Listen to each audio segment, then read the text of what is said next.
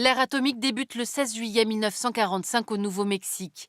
L'armée américaine teste la première bombe à fission nucléaire, aboutissement du projet Manhattan lancé à l'été 1942 par crainte d'une bombe nazie qui ne sera finalement jamais développée. 6 août 1945, Washington lance une bombe de 15 kilotonnes de TNT sur Hiroshima, tuant 140 000 personnes, essentiellement des civils. Le 9 août, à Nagasaki, une seconde bombe de 20 kilotonnes fait 70 000 victimes. Résultat, le Japon capitule, la Seconde Guerre mondiale prend fin, l'arme atomique devient le symbole de la puissance militaire absolue. 1949, en pleine guerre froide, l'URSS rattrape son retard avec une bombe A testée au Kazakhstan. États-Unis et URSS vont ensuite développer des bombes H beaucoup plus puissantes. C'est l'équilibre de la terreur, la dissuasion nucléaire reposant sur la menace de destruction mutuelle assurée. À ce jour, Washington et Moscou n'ont jamais osé s'attaquer directement. Trois autres États vont ensuite rejoindre ce club fermé. Le Royaume-Uni, qui teste sa première bombe dans les lointaines îles Montebello en 1952. La France fait son premier test dans le désert algérien en 1960. Enfin, la Chine dans le Xinjiang en 1964. Les 5 vainqueurs de la Seconde Guerre mondiale, membres permanents du Conseil de sécurité de l'ONU, restent les seules puissances nucléaires officielles. Suite à la crise des missiles de Cuba, en effet, qui conduit les États-Unis et l'URSS au bord de la Troisième Guerre mondiale, un traité de non-prolifération est signé en 1968, reconduit sans date limite en 1995. Ce TNP engage les 5 grands à ne pas diffuser armes ou techniques nucléaires aux autres États parties, 191 actuellement, en échange d'une coopération dans l'atome civil.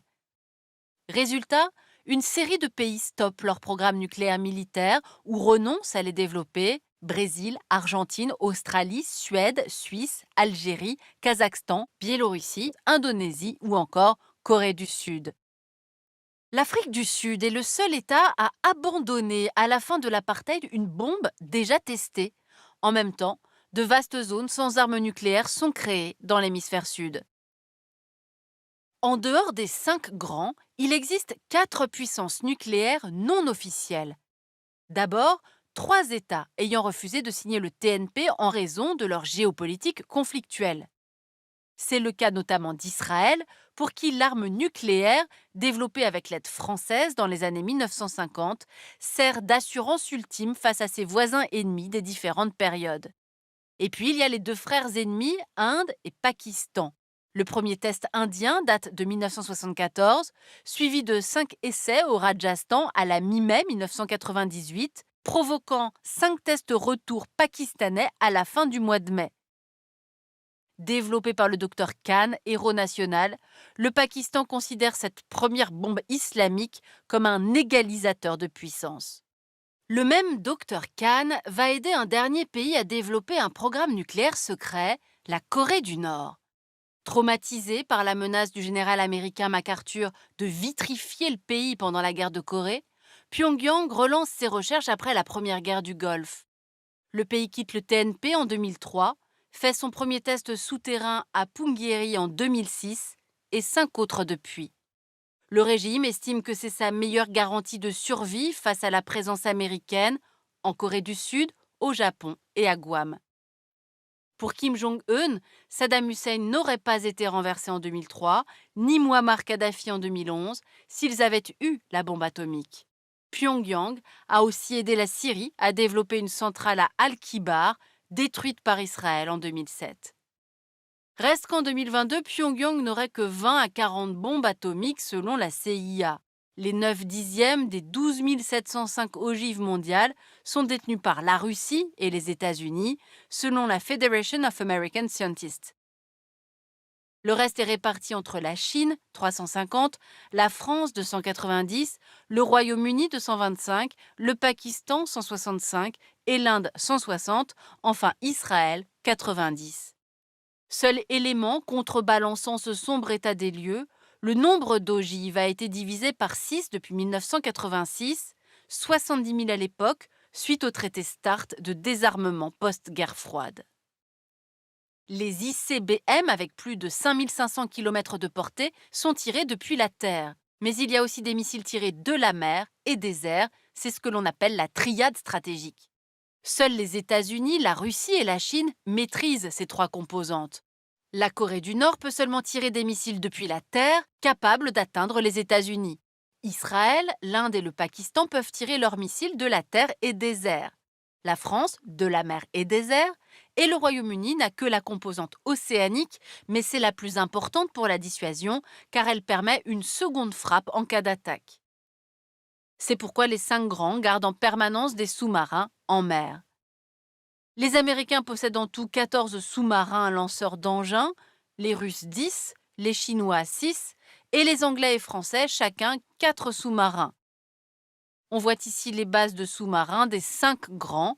La base française est à l'île Longue, près de Brest. Mais hélas, contrairement aux missiles longue portée, les traités limitant les missiles moyenne portée et les missiles antimissiles ont été abandonnés ces 20 dernières années. Résultat, on assiste à une nouvelle course aux armements, notamment en Europe.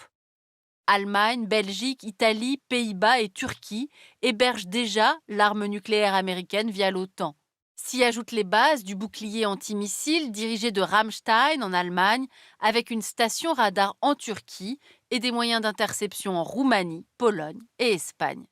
Quant à la Russie de Vladimir Poutine, depuis l'annexion de la Crimée en 2014 et surtout depuis l'agression de l'Ukraine le 24 février 2022, elle a fait voler en éclats le mémorandum de Budapest de 1994 qui protégeait le pays après sa dénucléarisation post-indépendance.